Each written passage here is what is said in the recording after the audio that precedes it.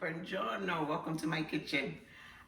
Before we start into the cooking videos, I've been doing quite a few, and I have some things in my kitchen that are special, and there's a reason behind why. And I don't know if anybody has noticed it, but I have a little guy up there, and that guy landed in my kitchen because when I was dating my husband, he made me watch this cheesy 90s movie about cooking and cooking with emotions, and it brings out in the food. And although there were main characters in this, okay, that crab played a huge part in it because he would make sure it emphasized the emotions that would come out in the food. So if you were cooking and you were sad, people would cry. If you were cooking and you were filled with love and joy, people would feel that love and that joy. So this crab, as we found them one day while we were around shopping and all, has been living in my kitchen, in any kitchen I've been, okay, because of my husband in this cheesy movie. And when I say about cooking with love, I truly mean that from the bottom of my heart. It does come out in your food. And now, for the main purpose of why we're here. So enough of story time. Now let's get to why we're really here. Let's make some ricotta, homemade ricotta. I got 4 cups of whole milk. I'm using pasteurized milk. Okay, and we're putting that into a pot. We're gonna let this come to about 185 in temperature, and then once it comes to 185, that's when we're gonna add our salt, our distilled white vinegar, and our lemon juice.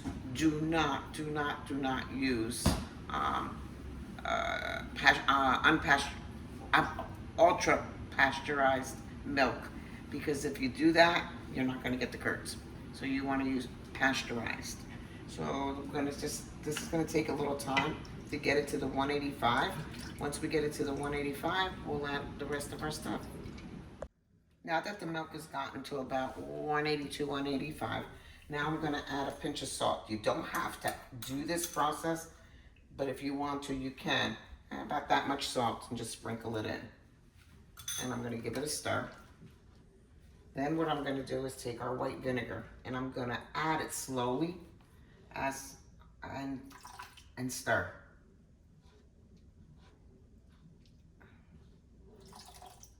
And stir.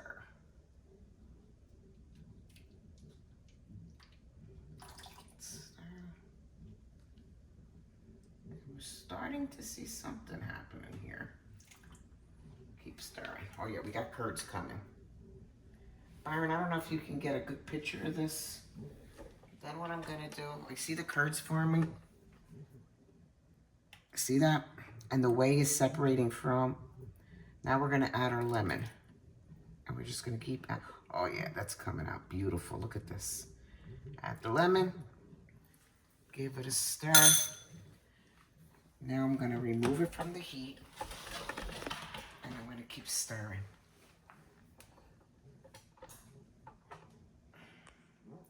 And let that do its magic.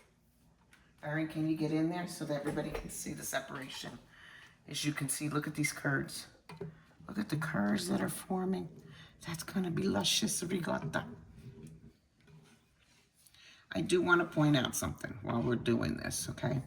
If you Google how to make ricotta, you're gonna see tons of recipes out there. And they're gonna tell you to use milk, to use heavy cream, and salt, and this distilled vinegar, and the lemon. All right, I'm gonna tell you right now, okay? They don't tell you not to use ultra pasteurized whole milk. They don't tell you not to use ultra pasteurized heavy cream. I'm gonna tell you right now, it doesn't work if you use ultra pasteurized milk and heavy cream. I know for a fact because it didn't work for me. This is pasteurized whole milk with no heavy cream.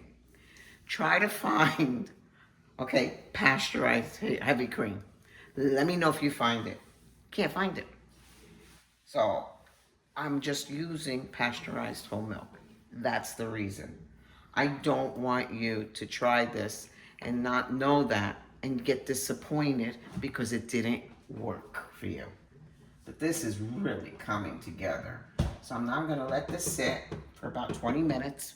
And then once it's sat for 20 minutes, then I'm gonna put it into a cheesecloth and let it do its magic even in there. So let's let this sit. Okay, now that we waited, what I'm gonna do now is I have a bowl, I have a fine strainer, and a piece of cheesecloth. And what I did is I wet the cheesecloth first. It'll help with the draining process. And now, patiently, I'm gonna start scooping with my bean the curds in the way and start letting it look at this. And we gotta be patient with this, okay? Because you want the juices to come through. And once we have all this in here, what we're gonna do is we're gonna let it strain let it sit in here for about 10-15 minutes. The longer you do let it sit, the firmer of a ricotta you're gonna get.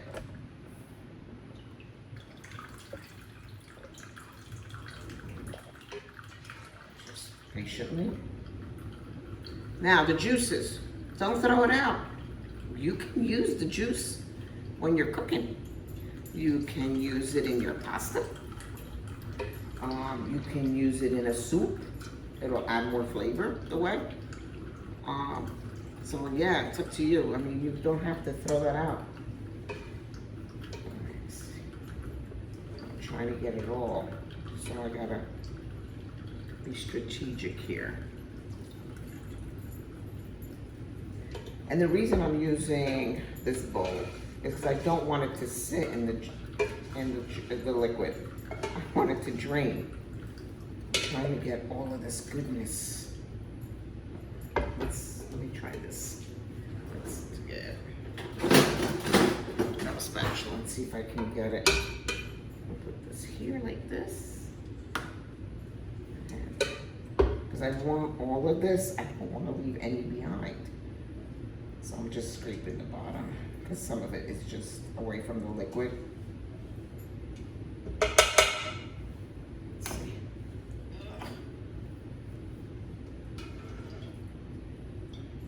And I'm just keeping the pot tilted towards me so it doesn't all go back. Now at this stage, when there's just this little bit left, I can just pour it in like this. Now we got it all. Now what we're gonna do is we're gonna take this, we're gonna close it up.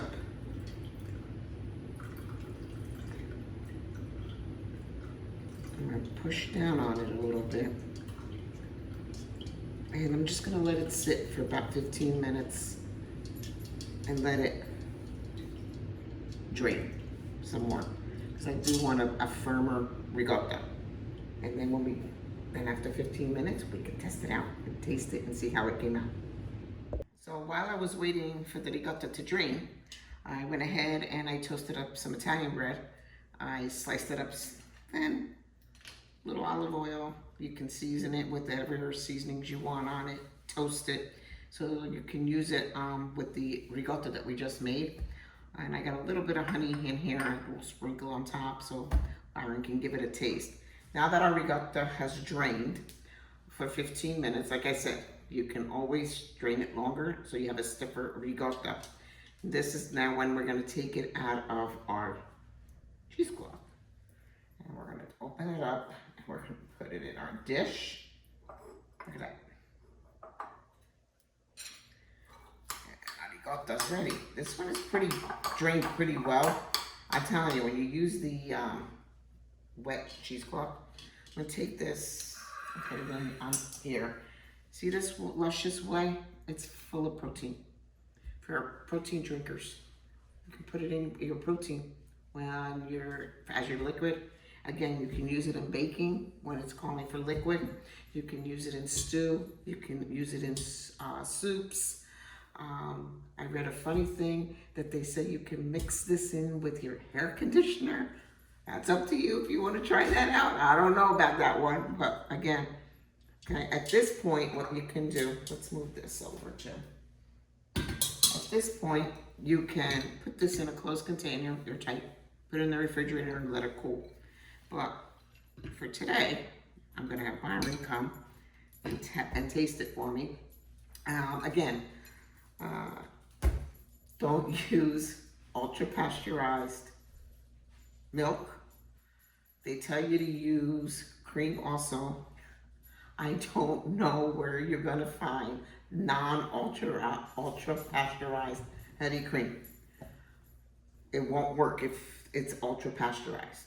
It just won't. I took the guessing out of it. They don't tell you this in a lot of the recipes.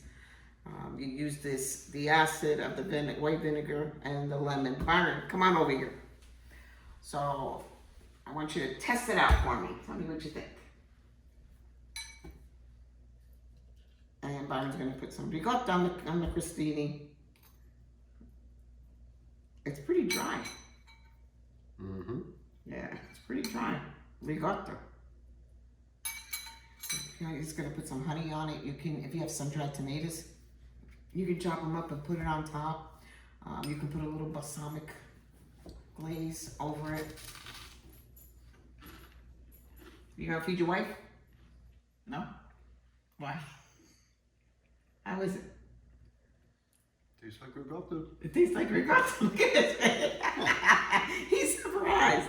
So, gang, I'm telling you, I took the guesswork. I really worked on this to make it right so that you can make it. Also, what I wanted to let everybody know that if you're having a party and you need some catering and you want some Italian, you can always reach out to me. I'll help you out. I'll see what I can do and make some things up for you. Again, from my house to your house. Oh, look at this. I hope you try this. I hope you try all the recipes. And buon appetito.